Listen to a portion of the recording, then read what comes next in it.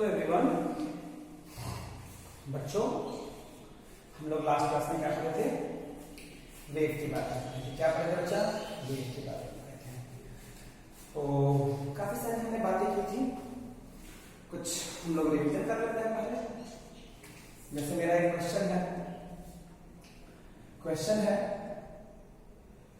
हमारा क्वेश्चन है last class के बेसिस पे कुछ क्वेश्चन पूछ लेते हैं।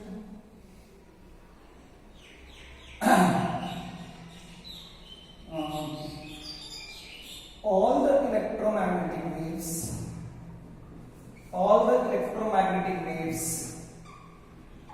are having same speed in water। पहला ऑप्शन है ट्रू, दूसरा है फॉल्स। बताना है आपको, बताना है all the EM waves are having same speed in water। ये ट्रू है या फॉल्स है? वीडियो को पॉज कर लीजिए। याद है बच्चों, मैंने बताया था कि सारे के सारे EM waves का स्पीड सेम है। ये किस मीडियम में होता है? वाटर में होता है, वैक्यूम में होता है, वैक्यूम में होता है। क्या वैक्यूम है? क्या नहीं। क्या है बच्चा? ट्रू होगा क्या? नहीं, ये ट्रू नहीं होगा, false. Everyone is having different speed. Clear है क्या? अच्छा, इसी क्वेश्चन को मैं वाटर की जगह अगर मैं ग्लास कर दूं तो, इसी क्वेश्चन को मैं वाटर की जगह अगर ग्लास कर दूं तो बताओ क्या होगा? ग्लास करने से क्या होगा? स्टेटमेंट ट्रू रहेगा, फॉल्स हो जाएगा? ट्रू रहेगा, फॉल्स हो जाएगा? अरे बोलो, ट्रू या फॉल्स? तो ग्लास क्या वैक्यूम है क्या? नहीं। तो अभी भी क्या रहेगा आंसर? फॉल्स ही रहेगा। लेकिन मान लो ग्लास की जगह मैं वैक्यूम कर दिया। क्या कर दिया आंसर? अब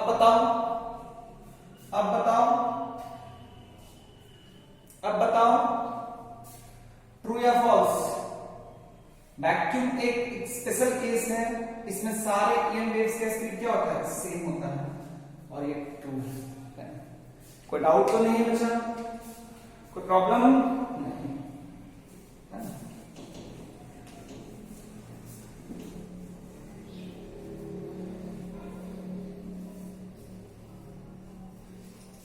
इसमें एक क्वेश्चन पूछता हूं, if a wave is having high frequency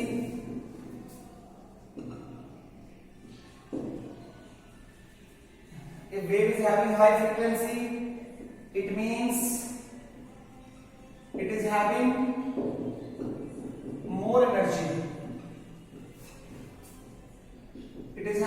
energy। पहला ऑप्शन है ट्रू, दूसरा ऑप्शन है फॉल्स। बताना है if a wave is having high frequency it means it is having more energy। आपको ये बताना है कि ये जो स्टेटमेंट है वो ट्रू है या फॉल्स है।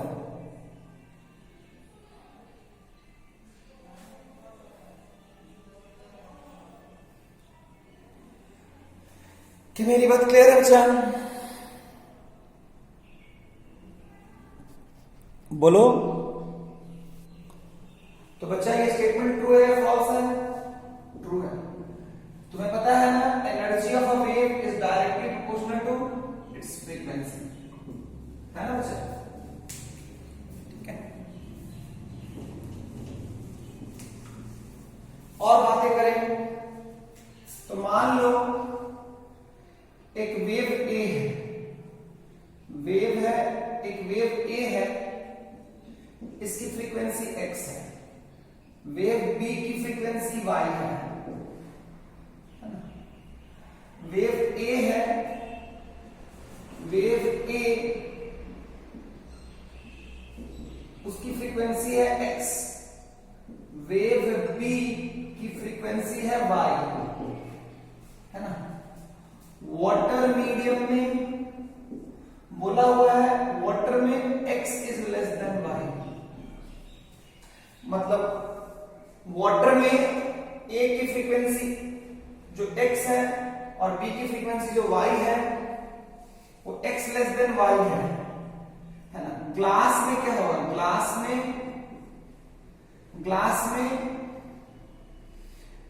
वाटर में x लेस देन y है। इन ग्लास पहला option x will be less than y, x will be greater than y, x equal to y, d जो है वो नन ऑफ दीज।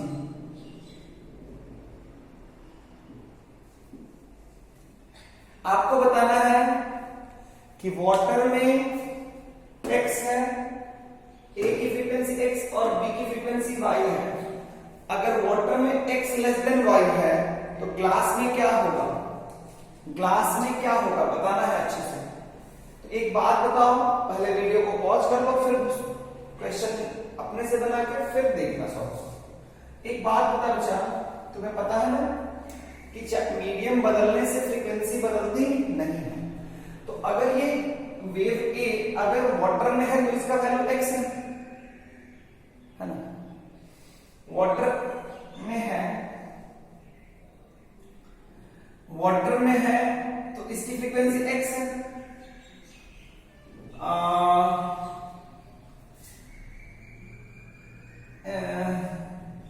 तो आपको पता है ना फ्रीक्वेंसी चेंज करती नहीं है, चाहे वाटर से हम ग्लास में भी चले जाएंगे तो ए की फ्रीक्वेंसी x के बराबर रहेगी, है ना।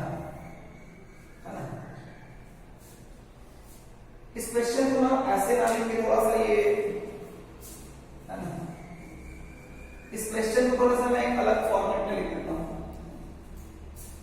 है ना। मान लो एक वेव ए है, एक वेव बी है ना। वाटर में दिया हुआ है frequency of A is less than frequency of B, ये दिया हुआ है। ग्लास में क्या होगा, पहला ऑप्शन है frequency of B will be greater than frequency of A,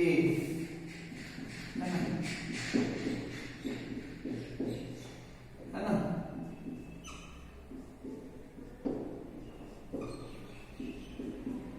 बताओ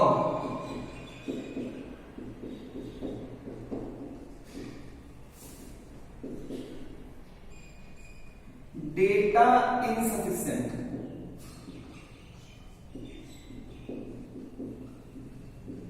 आपको डेटा इनसफिशिएंट हो जाए, डेटा इनसफिशिएंट है तो तुम्हें पता है क्या, फ्रीक्वेंसी तो चेंज होती नहीं है। जो ए की फ्रीक्वेंसी वाटर में होगी वही ए की फ्रीक्वेंसी ग्लास में भी होगी।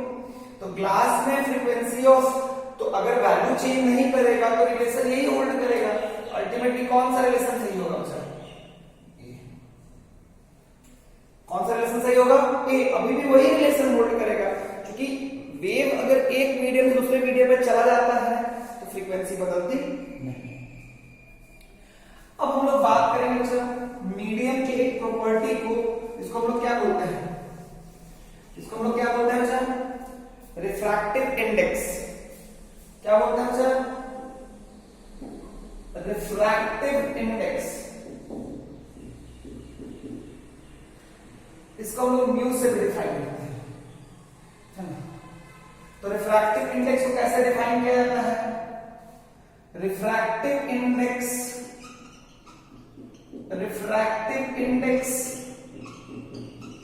Of a medium is defined as C by V. Refractive index of a medium is defined as C by V. C क्या है बच्चा, speed of light in vacuum. v क्या है अच्छा, speed of light in that medium,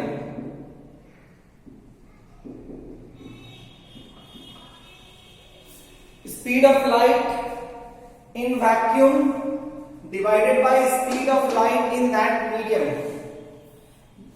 क्या ये एक ratio है? हाँ। ये कैसी क्वांटिटी होगी? यूनिटलेस। तो रिफ्रैक्टिव इंडेक्स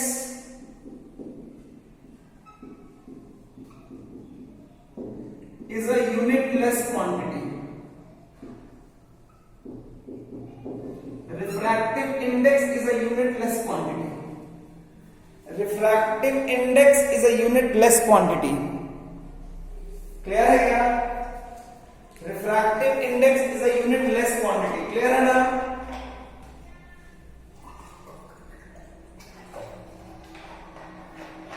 अच्छा, एक बात और देखो, इसका वैल्यू कितना होता है?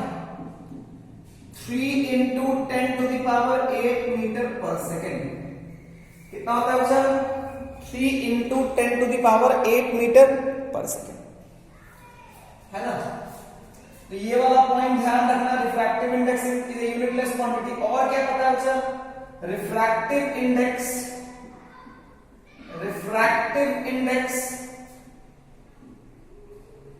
जो होता है, अगर ध्यान से देखेगा तो एक बात समझ, होता क्या है बच्चा? तुम्हें एक बात खूब समझ में आनी चाहिए। क्या समझ में आनी चाहिए बच्चा? क्या समझ में आनी चाहिए बच्चा?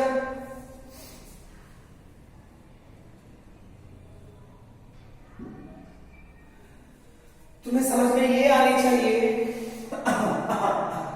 क्या समझ में आनी चाहिए बच्चा? कि अगर मैं बात करूं refractive index of vacuum,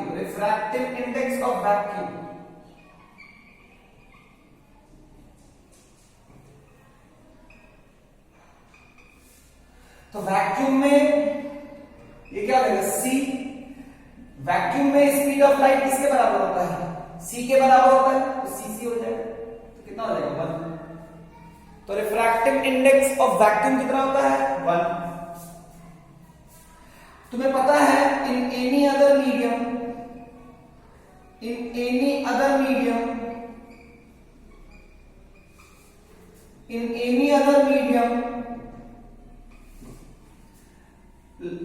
speed of light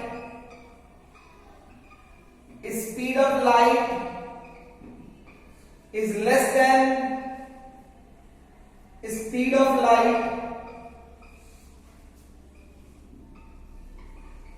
of light in vacuum,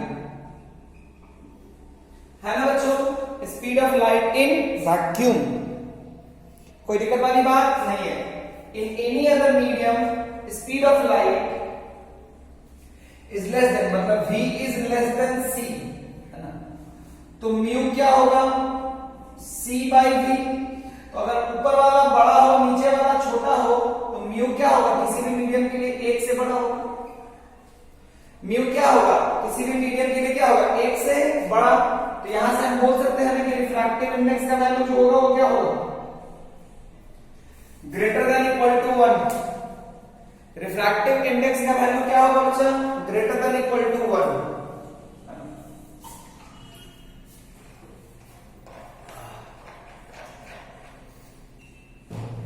clear है बच्चों? क्या मेरी बात समझ में आई? क्या ढंग से मेरी बात क्लियर हुई? क्या बोलो?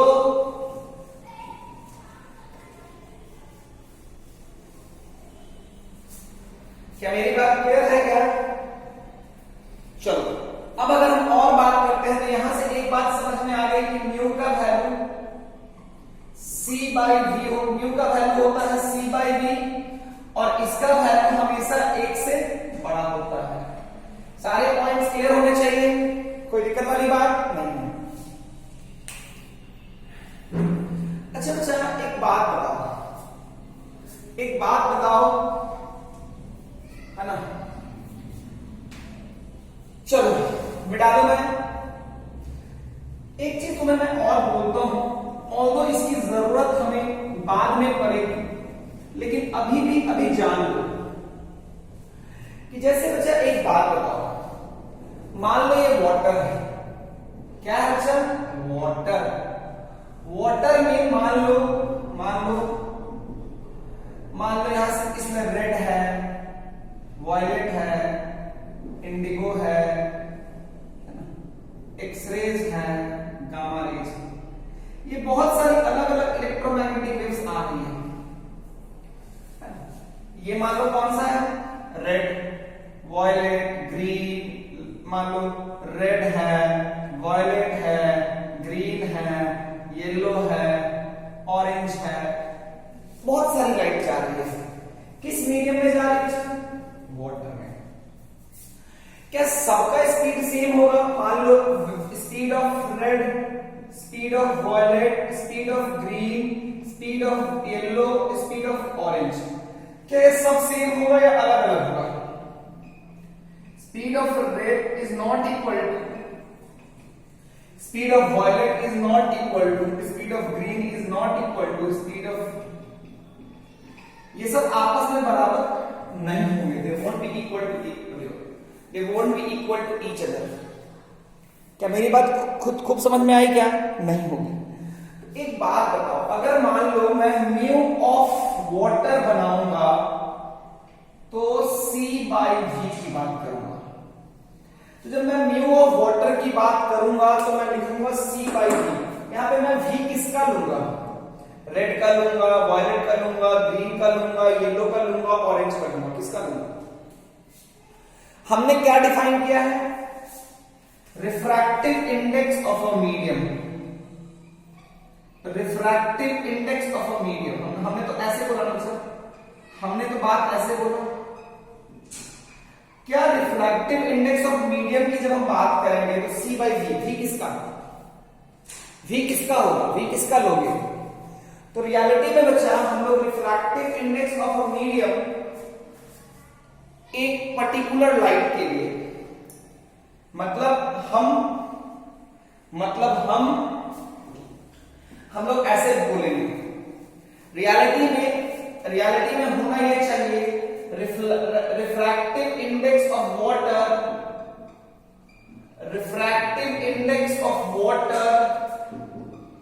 For red. रियलिटी में रिफ्रैक्टिव इंडेक्स को ऐसे, वाटर का रिफ्रैक्टिव इंडेक्स किसके लिए? रेड के लिए। तो C by V of red. V of red मतलब speed of red in water.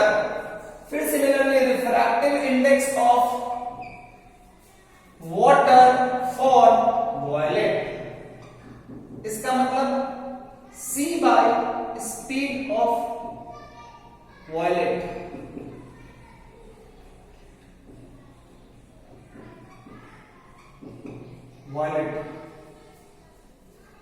चलो इसको ग्रीन कलर करते हैं। ग्रीन। क्या मेरी बात समझ में आई? क्या उसी तरह से refractive index of water for yellow, तो C by V of yellow. एक बात खूब समझना बच्चा कि हम रिफ्रैक्टिव इंडेक्स जो होता है वो एक मीडियम का अलग अलग लाइट के लिए निकालते हैं, है ना। लेकिन ये बात बच्चों को बाद में जरूरत पड़ती है, अभी उसको जरूरत पड़ती नहीं। ऑल्दो रिफ्रैक्टिव इंडेक्स को हमें सचमुच में, मतलब जब बोलना चाहिए तो बोलना चाहिए कि हम किसी मीडियम का रिफ्रैक्टिव इंडेक्स किस लाइट के लिए निकाल रहे हैं, किस लाइट के लिए। तो लाइट रेड भी है, येलो भी है, ऑरेंज भी है। क्या मेरी बात समझ में आई बच्चा? क्या मेरी बात समझ में आई? क्या तो बच्चा एक बात बताओ, तो हर लाइट के लिए रिफ्रैक्टिव इंडेक्स का वैल्यू क्या होगा? सेम होगा, अलग अलग होगा? अलग अलग होगा। वाटर में रेड के लिए अलग होगा, येलो के लिए अलग होगा, ऑरेंज के लिए अलग होगा। लेकिन चैप्टर के बिगिनिंग में हम बोलेंगे refractive index of a medium. हम लोग हमेशा बोलेंगे refractive index of a medium. मान लो मैंने बोला 4/3, मान लो मैंने बोला रिफ्रैक्टिव इंडेक्स ऑफ वाटर दिया हुआ है 4/3, है ना? मान लो वाटर का रिफ्रैक्टिव इंडेक्स दिया हुआ है 4/3। तो ये जो 4/3 दिया हुआ है, तो अगर मान लो एक रे आई है एयर से और वो वाटर में चली गई, एक रे आई एयर से और वाटर में चली गई और मैंने बोला म्यू इक्वल्स टू 4/3। मेरी बात को ध्यान समझना, एक रे आई एयर में और किसमें चली गई, वाटर में चली गई। तो बच्चा होता क्या है ना कि एयर में से आई और वाटर में चली गई, तो जो लाइट जा रही है ना, इस मीडियम का रिफ्रैक्टिव इंडेक्स इसी लाइट के लिए दिया हुआ है। ऑल्दो स्पेसिफाई कभी करता नहीं है, लेकिन अगर मान लो मैं बोल रहा हूं कि एक लाइट रे आई और इस मीडियम में चली गई, इस मीडियम का रिफ्रैक्टिव इंडेक्स 4/3 है, तो ये जो रिफ्रैक्टिव इंडेक्स दिया हुआ है ये इस लाइट रे के लिए दिया हुआ है। अगर कभी मान लो कि वाटर में रेड भी आई और वायलेट भी आई, तो उस समय आपको देगा mu of water for red देगा, mu of water for green देगा। मान लो अगर तुम्हें ये रेड आई और ग्रीन आई, अगर दो लाइट आ रही है, दो कलर की लाइट आ रही है, तो दोनों के लिए वो देगा। वैसे अगर कभी सिर्फ एक लाइट आया है, तो आपको जो वैल्यू दिया हुआ रहेगा वो हमेशा इसी लाइट के लिए दिया हुआ रहेगा। ये बात कभी कोई आपको बोलेगा नहीं। ये लोग डिफरेंशिएट तब करेंगे जब एक साथ दो लाइट एंटर करेंगे, एक साथ दो अलग अलग कलर की लाइट एंटर करेगी, तो आपको म्यू का वाटर के लिए ही 2 रिफ्रैक्टिव इंडेक्स देगा। ऐसे अगर एक लाइट आई, एक ही कलर की लाइट आई, तो आपको एक देगा, लेकिन हाँ जब एक आएगी तो ये बोलेगा नहीं, क्योंकि वो अंडरस्टूड होता है। डिफरेंशिएट करने की जरूरत कब पड़ेगी, जब 2 कलर की लाइट आ रही है, 3 कलर की लाइट आ रही है, उस केस में मैं रिफ्रैक्टिव इंडेक्स को तीनों कलर के लिए मैं वाटर का रिफ्रैक्टिव इंडेक्स तीनों कलर के लिए मैं तुम्हें बताऊंगा। रेड के लिए ये है, वायलेट के लिए ये है, ग्रीन के लिए ये है। आपके चैप्टर में मैक्सिमम जगह पे एक ही कलर का लाइट एंटर करेगा, तो जो भी रिफ्रैक्टिव इंडेक्स दिया हुआ रहेगा वो उसी कलर के लिए दिया हुआ रहेगा। क्लियर है क्या? कोई डाउट नहीं है ना बच्चा? तो इसे मैंने बोला refractive index of a light, refractive index of water is 4/3। It means what, जो लाइट वाटर में आई है उसके लिए वाटर का रिफ्रैक्टिव इंडेक्स मैं 4/3 दे रहा हूं। ये मैं हमेशा मेंशन नहीं करूंगा कि ये रेड के लिए है, ये ग्रीन के लिए है, क्योंकि जब एक ही कलर की लाइट आ रही है तो जो दिया हुआ है उसी कलर के लिए उस मीडियम का रिफ्रैक्टिव इंडेक्स दिया हुआ है। क्लियर हो गया बच्चा? इसका यूज हम करेंगे, है ना, खूब बढ़िया से करेंगे, कोई दिक्कत नहीं।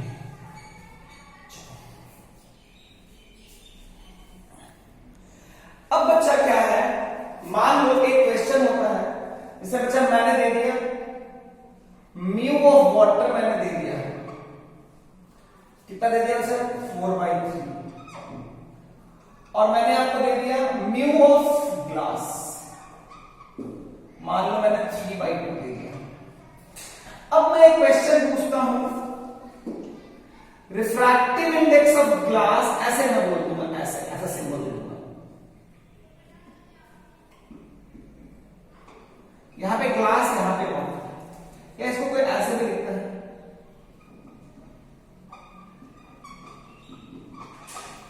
कोई ऐसे लिखे, कोई ऐसे लिखे, कोई ऐसे लिखे, कोई ऐसे लिखे, ऐसे लिखे, ऐसे लिखे, तीनों में से mu of glass water, glass water, glass water, तीनों एक ही सिंबल रिप्रेजेंट कर रहा है। और इसका मतलब होता है, इन तीनों सिंबल का जो मतलब होता है वो होता है refractive index of, refractive index of glass with respect to water, refractive index of glass with respect to water.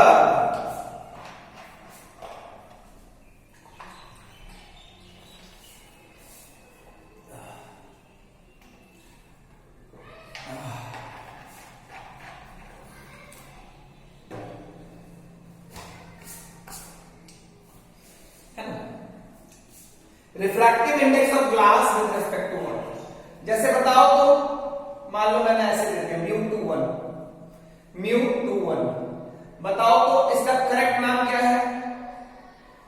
Refractive index of, refractive index of 2 with respect to 1, B है refractive index of 1 with respect to 2, C है none of these। ये symbol, ये जो symbol है μ21, ये symbol कौन सा value represent कर रहा है? ये सिंबल क्या बोल रहा है? ये सिंबल क्या बोल रहा है, कोई बता सकता है?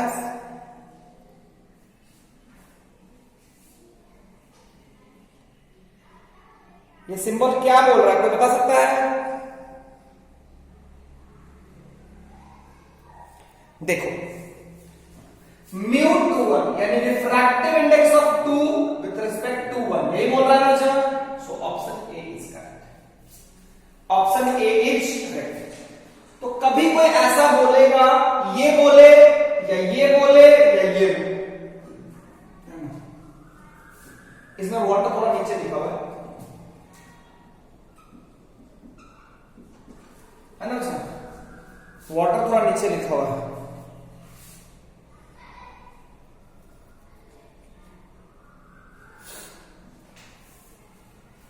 क्लियर है क्या? अब क्या है अच्छा, अब क्या है अच्छा कि अगर मान लो मैं तुमसे ये और ये दे दूं और मैं पूछूं इसका मतलब क्या है? इसका मतलब क्या होता है? इस सिंबल का मतलब होता है mu of glass by mu of water. Refractive index of glass with respect to water, तो mu of glass by mu of water. तो म्यू ऑफ ग्लास कितना है अच्छा? 3/2। ये कितना है अच्छा? 4/3। तो कितना हो गया अच्छा? 9/8। ये 9/8 क्या है अच्छा? किसका रिफ्रैक्टिव इंडेक्स है? ग्लास का। किसके रिस्पेक्ट में? वाटर के रिस्पेक्ट। क्या मेरी बात समझ में आई क्या? क्या मेरी बात समझ में आई क्या? कोई दिक्कत वाली बात नहीं है। जैसे कि मैं इसको एक बार लिख देता हूं, मान लो ऐसा है μ21। μ21 का मतलब होता है μ2/μ1। μ2 क्या हो गया अच्छा? C/V2 into C/V1। C cut गया, V1/V2, V1/V2। तो μ21 क्या हो गया अच्छा? V1/V2। μ21 क्या हो गया अच्छा? V1/V2। ऐसे भी हो जाए तो कोई दिक्कत वाली बात नहीं है। Refractive index of 2 with respect to 1। क्या मेरी बात क्लियर हो गई अच्छा?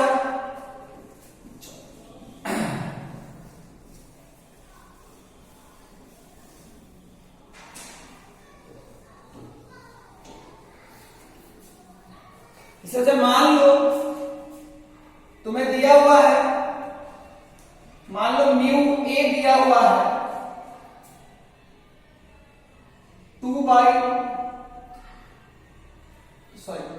5/4, म्यू बी दिया हुआ है, refractive index of medium A दिया हुआ है 5/4 और बी दिया हुआ है, मान लो तुम्हें मैं दे दूं 6/6 या 4/3। अब मैं आपसे बोलूं, आपको बताना है म्यू बी ए, आपको ये बताना है। Find out the value of, find out, आपको बताना है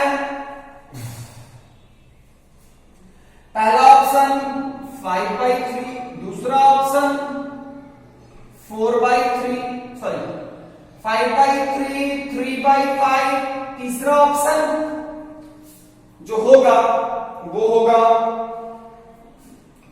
16/15 और चौथा ऑप्शन है 15/16।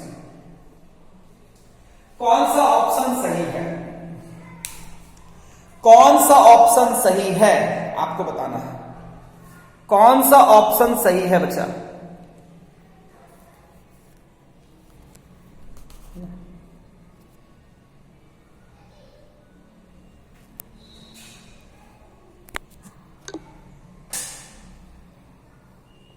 Which of the option is correct?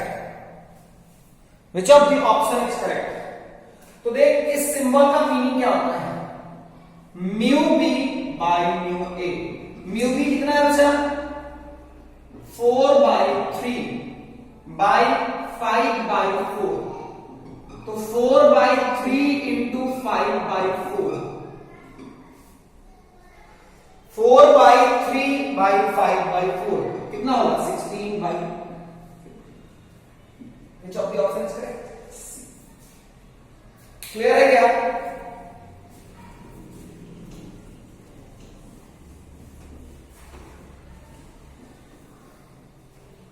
मान लो तुम्हें दिया हुआ है speed of light in medium A दिया हुआ है 2.5 into 10⁸ metre per second. Speed of light in medium A, speed of light in medium B is 2.25 into 10⁸ medium. आपको बताना है mu B, mu A B, है ना? म्यू ए बी बताना है। पहला ऑप्शन है, पहला ऑप्शन है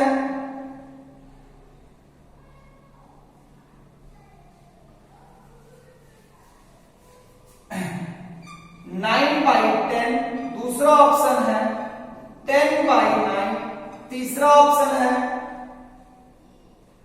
3/2 एंड चौथा ऑप्शन है none of these. Which of the option is correct? Which of the option is correct? Which of the option is correct? है ना? Which of the option is correct? तो क्या बोला अच्छा? Mu A B. तो क्या मुझे वीडियो को पॉज करके पहले बना लेगा, क्या मुझे म्यू ए बी निकालने के लिए क्या है? Mu A by mu B करना पड़ेगा। तो क्या मुझे म्यू ए के लिए सी बाई वी ए और म्यू बी के लिए सी बाई वी बी, क्या ये करने की जरूरत है क्या? कि ये करने की जरूरत है क्या? नहीं। ये कर भी सकते हो, या उससे भी आसान रास्ता है, उससे भी आसान रास्ता है। जैसे mu A equal to C by V A, mu B equal to C by V B, ये निकाल के भी बना सकते हो। या तुम्हारे लिए एक और चीज मैं बताऊं, वो क्या है? अच्छा, mu A by mu B है। म्यू ए बी का मतलब क्या होता है? Mu A by mu B, mu A क्या होता है? C by V A by C by V B, C C cut गया, क्या हो जाएगा? V B by V A, VB by V A. VB कितना है बच्चा? वीबी कितना है बच्चा? 2.25 इंटू 10⁸ बाई 2.50 इंटू 10⁸ कट गया, ये भी कट गया, 9/10। विच of the option is correct? 9/10, 9/10। कोई दिक्कत वाली बात नहीं है। क्या मेरी बात पूरी समझ में आई क्या? अरे बोलो।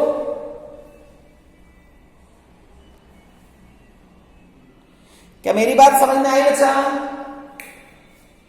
गुड। क्या ढंग से मेरी बात क्लियर हो गई क्या? अच्छा, अब हम लोग क्या पढ़ेंगे? Laws of refraction. उससे पहले एक चीज और देख लो, उससे पहले तुम एक चीज और देखो। जैसे याद करो, म्यू ऑफ ए बी कितना होता है? Mu A by mu B. ये क्या होता है? Mu A by mu B. Mu A by mu B क्या होता है? C by V A. इसको म्यू टू वन लिख लो। Mu two by mu one, C by V two into C by V one. Cut जाएगा, क्या हो जाएगा? V one by V to.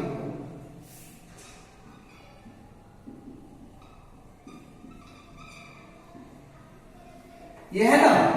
अच्छा, मान लो 2 को ग्लास ले लो और 1 को वैक्यूम ले लो,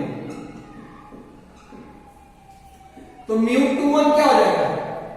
म्यू टू वन क्या हो जाएगा? 1। मतलब स्पीड, स्पीड कहां पे? वैक्यूम में। स्पीड कहां? वाटर में। और वाटर में स्पीड क्या होता है? C by speed in water.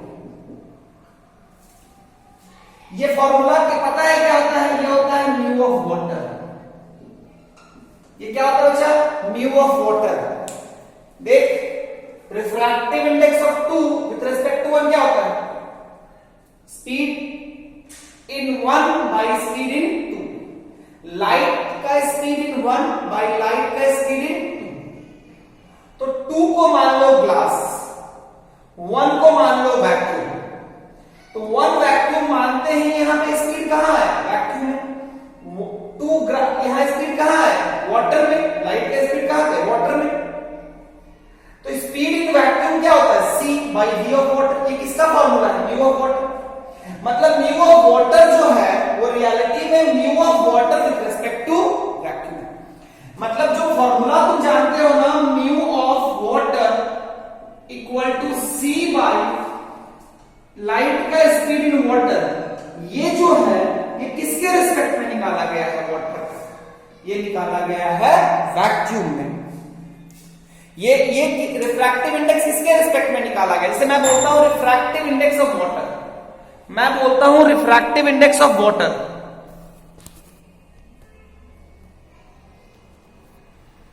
जैसे मैं बोलता हूं रिफ्रैक्टिव इंडेक्स ऑफ वाटर, तो रियलिटी में वो refractive index of water with respect to vacuum है। जैसे मान लो वाटर का ग्लास में तो हम मेंशन करते हैं, लेकिन अगर म्यू ऑफ वाटर जो हम बोलते हैं वो रियलिटी में वाटर का किसके रिस्पेक्ट में होता है? वैक्यूम के रिस्पेक्ट में होता है। किसके रिस्पेक्ट में होता है? अच्छा, वैक्यूम के रिस्पेक्ट में।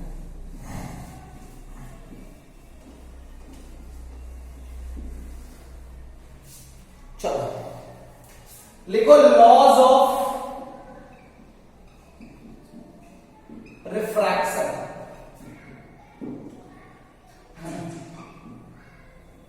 लॉज ऑफ रिफ्रैक्शन होता क्या है कि जैसे जब लाइट दो मीडियम के बाउंड्री में, मान लो ये मीडियम 1 है और ये मीडियम 2 है, जब दो मीडियम के बाउंड्री पे इंसिडेंट करती है तो लाइट का कुछ पार्ट रिफ्लेक्ट हो जाता है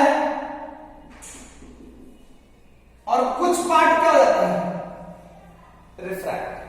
लाइट का कुछ पार्ट वापस उस मीडियम में लौट जाता है और कुछ पार्ट दूसरे मीडियम में आ जाता है।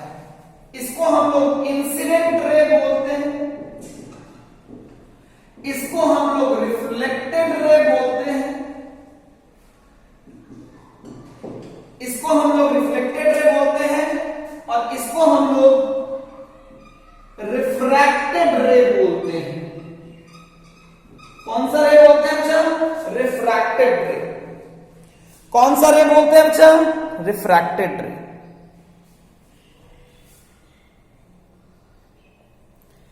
क्लियर है बच्चा?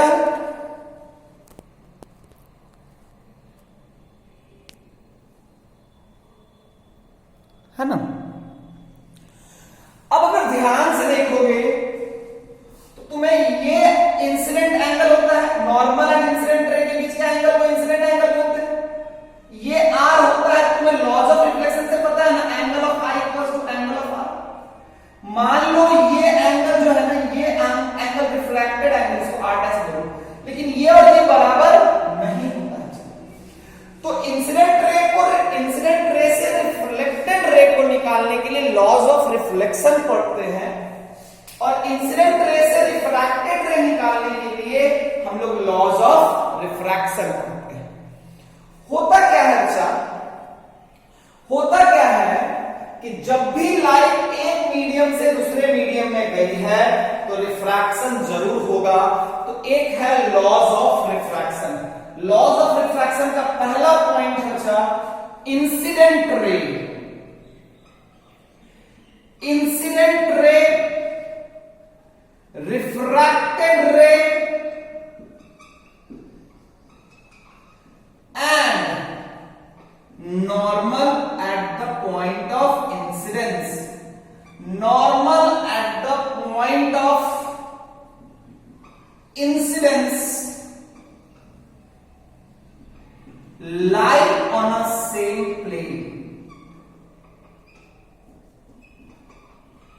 इसका मीनिंग है, जैसे होता क्या है कि मान लो ये नॉर्मल है, ये इंसिडेंट रे है ना, मान लो ये नॉर्मल है और ये इंसिडेंट रे है, तो रिफ्रैक्टेड रे भी जो होगा वो इसी प्लेन में होगा। रिफ्रैक्टेड रे भी जो होगा ना, वो इन दोनों के ही प्लेन में होगा। वो ऐसा नहीं है कि वो इन दोनों के प्लेन में नहीं होगा, है ना। इसका रीजन है, देखो होता क्या है सर, जैसे ये नॉर्मल लाइन से मान लेते हैं, मेरी बात समझना, मान लो इंसिडेंस एंगल है 45 डिग्री और रिफ्रैक्टेड एंगल है 30 डिग्री। एंगल रिफ्रैक्टेड रे का एंगल नॉर्मल के साथ जो होता है वो रिफ्रैक्टेड एंगल है। तो नॉर्मल के साथ 30 डिग्री बनाने वाला कितना लाइन हो सकता है? ये भी, ये भी, ये भी, ये भी, बहुत सारे लाइंस इससे 30 डिग्री बना सकते हो। ये ऐसे, या इधर भी तो 30 बन सकता है ना। लेकिन रिफ्रैक्टेड रे का तो सिर्फ एक ही पॉसिबिलिटी है। रिफ्रैक्टेड रे की कितनी पॉसिबिलिटीज है? एक। रिफ्रैक्टेड रे की दो पॉसिबिलिटीज नहीं है ना। तो अब अगर ध्यान से देखो, तो होता क्या है कि अगर मैं इंसिडेंट रे एंड नॉर्मल के प्लेन में देखूं, इस प्लेन में देखूं, इंसिडेंट रे नॉर्मल के प्लेन में देखूं, अगर मैं इस प्लेन की बात करूं तो नॉर्मल से 30 डिग्री बनाने वाला सिर्फ एक ही लाइन है, इसीलिए इस लाइन को बोला जाता है। क्योंकि सिर्फ 30 डिग्री से रिफ्रैक्टेड रे का डायरेक्शन निकलेगा नहीं, क्योंकि नॉर्मल से 30 डिग्री बनाने वाला सिर्फ एक लाइन नहीं है, बहुत सारा लाइन है। सिर्फ एक लाइन नहीं है, बहुत सारा लाइन है। क्या मेरी बात क्लियर हो गई बच्चा? अरे बोलो, क्लियर? चलो अब क्या बचा? मिटा देते हैं। एक तो ये हो गया, दूसरा है जिसको हम लोग स्नेल्स लॉ भी बोलते हैं, जिसको हम लोग स्नेल्स लॉ, दूसरा लॉ को हम लोग स्नेल्स लॉ भी बोलते हैं। ये क्या करता है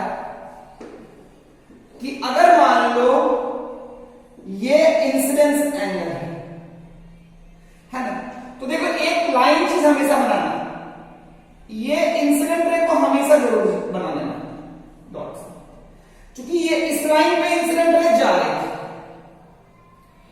तो या तो ऐसे होगा, मान लो ये आर, मान लो इस मीडियम का रिफ्रैक्टिव इंडेक्स 1 है और इस मीडियम का रिफ्रैक्टिव इंडेक्स 2 है। ये बाउंड्री है, क्या है सर? बाउंड्री। तो हम स्नेल फ्लो क्या करता है, इस मीडियम का रिफ्रैक्टिव इंडेक्स इनटू इस मीडियम का sine of I equals to इस मीडियम का refractive index into sine of I. क्या मेरी बात क्लियर है बच्चा? Mu one sine I, mu one sine I equal to mu two sine I. बहुत जगह बुक्स में आपको ये ऐसा लिखा हुआ मिलेगा, sine I by sine R equal to mu two by mu one, ऐसा मिलेगा। लेकिन मैं हमेशा इसको मल्टीप्लीकेशन के फॉर्म में लिखना ज्यादा पसंद करता हूं कंपेयर टू डिवीजन। डिवीजन में मैं इसलिए नहीं लिखता हूं क्योंकि a into B equals to B into A होता है, लेकिन a by B is not equal to B by A. तो कहीं ये ऊपर नीचे किया तो गलती हो गया। और याद रखना आसान भी है, refractive index of this medium into इस मीडियम का sine of I equals to इस मीडियम का refractive index into sine of R. ये तुम्हारा लॉज ऑफ रिफ्लेक्शन का सेकेंड पॉइंट है, या इसको हम लोग स्नेल्स लॉ भी बोलते हैं। तो मैं हमेशा ये बात बोलूंगा, मैं हमेशा ये बात बोलूंगा बच्चा कि अगर मान लो, मैं हमेशा ये बात बोलूंगा कि अगर मान लो कभी भी रे जो है वो एक मीडियम से मान लो दूसरे मीडियम में आ रही है ना, तो पहला पॉइंट हमेशा ध्यान रखो, इंसिडेंट रे को जरूर बढ़ा लो, है ना, इंसिडेंट रे को जरूर बढ़ा लो। मान लो इस मीडियम का रिफ्रैक्टिव इंडेक्स 1 है, इस मीडियम का रिफ्रैक्टिव इंडेक्स 2 है, और ये मान लो ऐसे चला गया,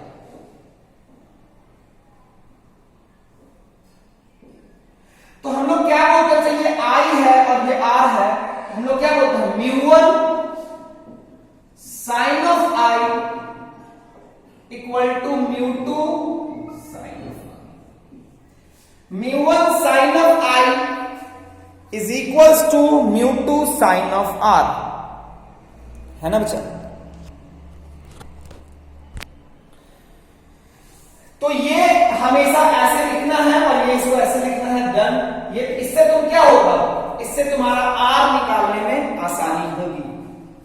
मैं तुम्हें कुछ कुछ बातें साइन की रिपीट करा देता हूं, याद रखना।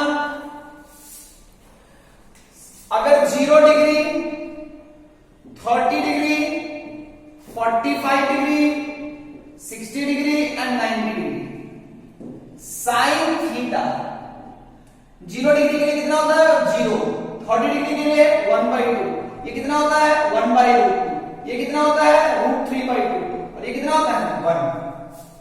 कितना होता है अच्छा 1। क्लियर है ना? कोई प्रॉब्लम है क्या? बोल बच्चा लोग, वो ध्यान रखना। एक बात और ध्यान देना, साइन थीटा क्या होता है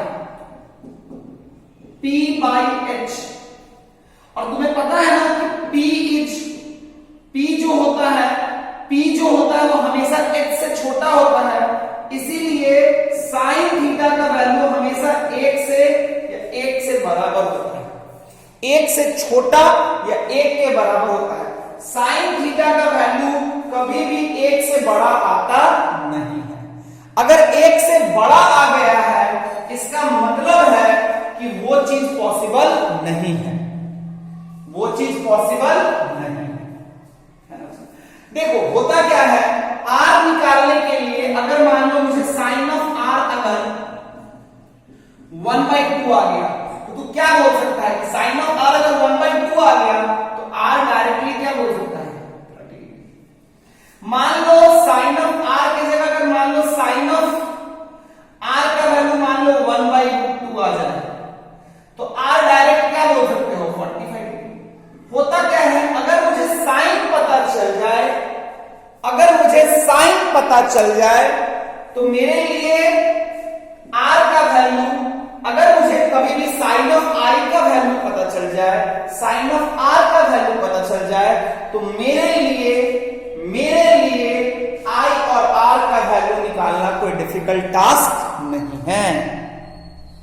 क्लियर है बच्चों? बहुत बढ़िया है। ढंग से मेरी बात समझ में आई ना?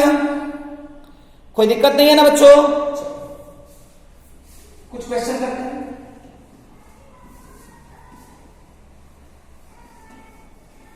अच्छा, एक चीज और उसके पहले, मान लो mu equal to C by V. अगर v का वैल्यू कम होता है, अगर v का वैल्यू कम होगा तो म्यू का वैल्यू क्या होगा? ज्यादा। If v is less, mu of a medium is more. It means अगर स्पीड लेस है तो डेंसर है कि रेयर है? डेंसर है। It means medium is denser, medium is more denser. If v is high, if v is, अगर मान लो if v is less, if v is, अगर स्पीड छोटा हो, if v is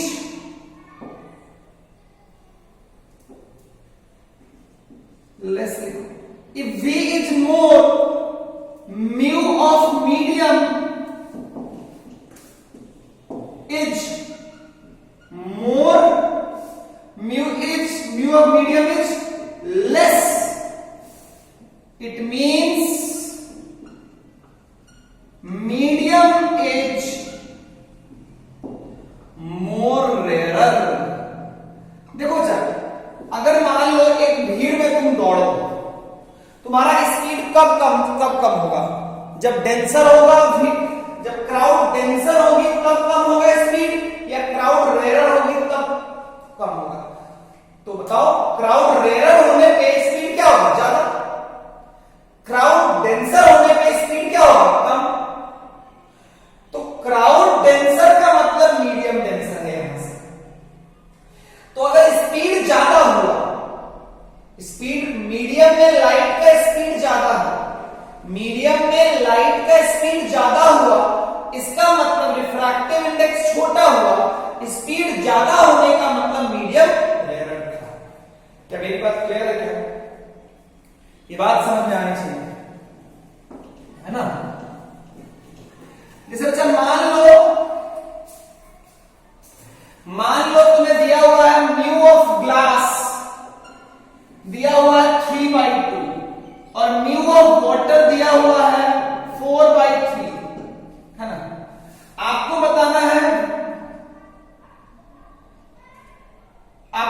which of the option is correct, which of the option is correct. पहला option, water is denser than glass, water is rarer than glass, है ना? Data insufficient. आपको बताना है कौन ज्यादा डेंसर है, कौन ज्यादा रेयर है ना बच्चा? आपको बताना है कौन ज्यादा डेंसर है, कौन ज्यादा रेयर है। खूब बढ़िया सोच के बताओ, खूब बढ़िया सोच के बताओ। देखो तो ये 3/2 है, ये 4/3, कंपेयर करना थोड़ा मुश्किल है। एक काम करो, 3/2 है, ये 4/3, इसमें भी 3 से मल्टीप्लाई कर दो, ऊपर नीचे 3 से मल्टीप्लाई करो, इसमें ऊपर नीचे 2 से मल्टीप्लाई करो। अगर कंपेयर करना है तो नीचे का बेस इक्वल कर दो, तो इसमें 2 था, इसको 2 यहां से मल्टीप्लाई किया, इसमें 3 था, इसमें ये कितना हो जाएगा? 9/6। और ये कितना हो जाएगा बच्चा? 8/6। तो बेस अगर न्यूमरेटर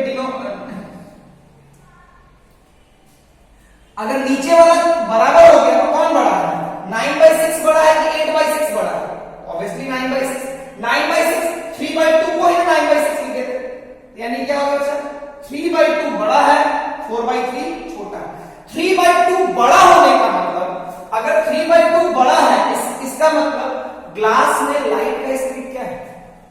ग्लास में लाइट का स्पीड क्या है? कम है, तभी तो म्यू ज्यादा आया है। म्यू इक्वल टू क्या होता है? C by V। ये ज्यादा होगा तो V क्या होगा? कम। V क्या होगा? कम। तो ग्लास में स्पीड कम है। ग्लास में स्पीड क्या है? ग्लास में स्पीड कम है।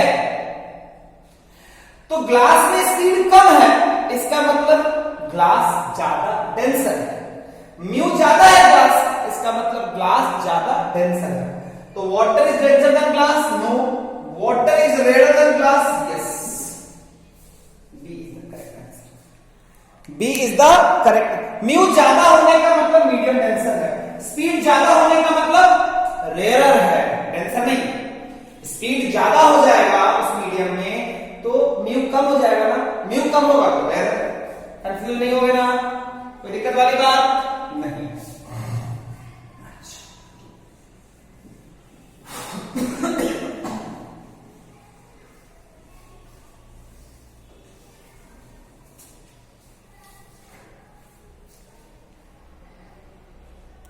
चलो बच्चों कुछ और बातें करते हैं। जैसे मान लो ये एक मीडियम है, ये है 45 डिग्री, ये मान लो इसका मीडियम है 1, रिफ्रैक्टिव इंडेक्स 1 है, म्यू इक्वल्स टू 1 है, इसका म्यू इक्वल्स टू 2 है। आपको बताना है refracted angle R।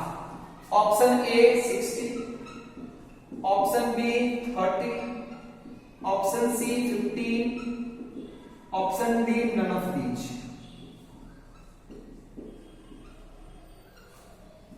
Refracted angle बताना है and also draw the ray diagram. ये इंसिडेंट रे है, also draw the ray diagram.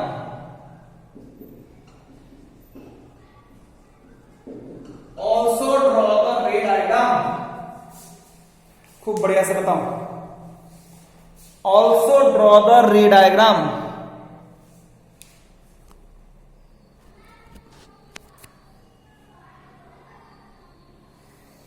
है ना?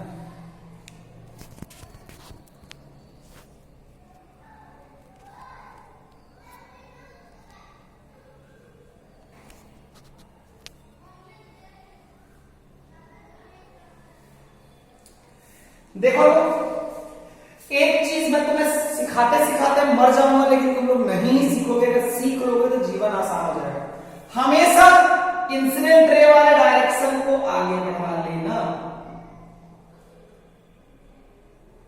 देखो अगर मीडियम चेंज नहीं होता, अगर मीडियम चेंज नहीं होता, मान लो अगर यहां पे जो बाउंड्री है तुम्हारा बाउंड्री, अगर मीडियम चेंज नहीं होता तो लाइट इस पे गया, लेकिन क्या चेंज हुआ कि नहीं हुआ? हुआ। तो मुझे रिफ्रैक्टेड एंगल निकालना है, तो पहले स्नेल लॉ लगा दो। 1 into sine of 30 degree, sorry 45 degree is equals to √2 into sine of R। तो साइन ऑफ 45 कितना अच्छा? 1/√2 equals to √2 into sine of 45। Sine of R कितना हो गया अच्छा? 1/√2 इंटू 1/2। ये 1/2 हो गया। तो साइन ऑफ R कितना हो गया अच्छा? 1/2। साइन ऑफ R 1/2, तो R का वैल्यू कितना हो जाएगा? ये 45 है तो ये 45 होगा। अरे बाबा ये 45 है तो रे गया नहीं है, जाती। तो 45 में हमें कितना बनाना है? 30। 30 का मतलब ऐसे। ये एंगल कितना हो गया? देख ये रेयर है और ये डेंसर। ये 1 है और ये √2 है। म्यू ज्यादा होने का मतलब डेंसर ना, ये डेंसर है, रेयर है। तो रेयर से डेंसर आई तो नॉर्मल के तरफ आई। ये जो इंसिडेंट, मतलब अगर तो ध्यान से देखिएगा, इंसिडेंट रे इस लाइन पे जा रही है, इंसिडेंट गई नहीं है, जा रही थी, यहां के बाद तो बेंड हो गई ना, इस लाइन पे जा रही थी, यहां से डेंसर में आए तो नॉर्मल के तरफ, नॉर्मल के तरफ। ये लाइन मैं हमेशा इसलिए बनाता हूं ताकि मुझे समझ में आए कि मुझे रिफ्रैक्टेड रे यहां से इधर देखना है जाएगा, यहां से इधर। तो अगर रेयर है तो किधर जा रहा है? नॉर्मल के तरफ। किधर जा रहा है बच्चा? नॉर्मल के तरफ। तो which of the option is correct? B. Which of the option is correct? B.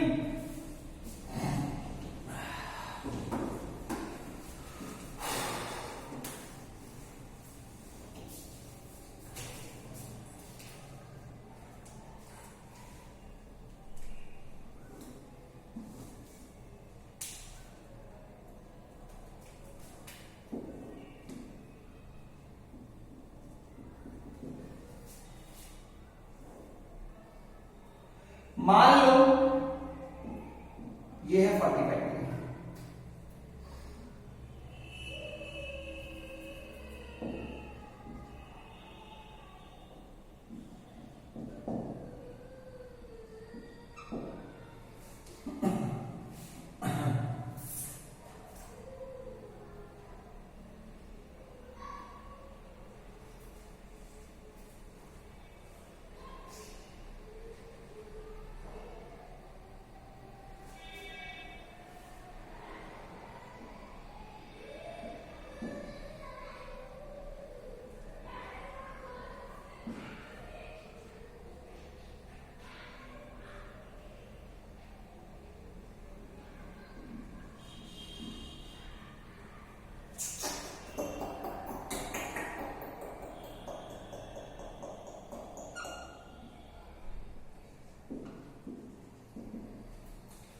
Value of R option A 60 degree, option B 30 degree, sorry 45 degree, option C 15 degree, D none of each.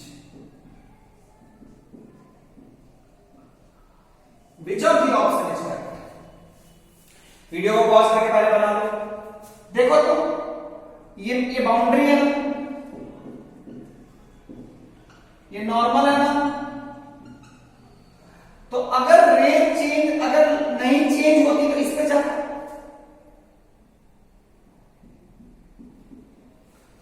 अगर अगर अगर क्या बोल रहा हूं, अगर medium change नहीं होती तो इंसिडेंट रे इस लाइन पे जाता, लेकिन यहां मीडियम अलग है, यहां मीडियम अलग। ये देख √3 है, ये 1 है, तो कौन है ये √3 का वैल्यू 1.732 होता है, तो ये डेंसर है और ये रेयर है।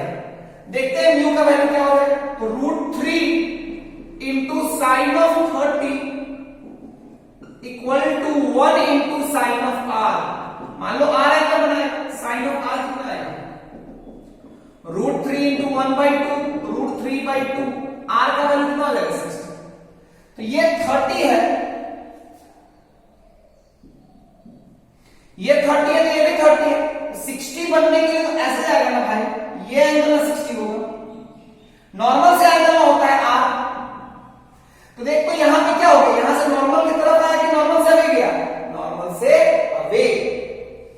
तो ये डेंसर है, ये रेयर है। तो डेंसर से रेयर आता है तो नॉर्मल से कहां जाता है? नॉर्मल के अवे जाता है। कहां जाता है बच्चा? नॉर्मल के अवे। तो यहां पे कौन सा ऑप्शन सही है? 60 डिग्री। क्लियर है बच्चों? तो हम लोगों ने बेसिक ऑफ रिफ्लेक्शन की बात कर ली, स्नेल्स लॉ पढ़ लिया, म्यू के बारे में बात कर लिया। अगले क्लास में और अच्छे क्वेश्चन करेंगे। आज के लिए इतना है। थैंक यू सो मच बच्चा। Tata bye.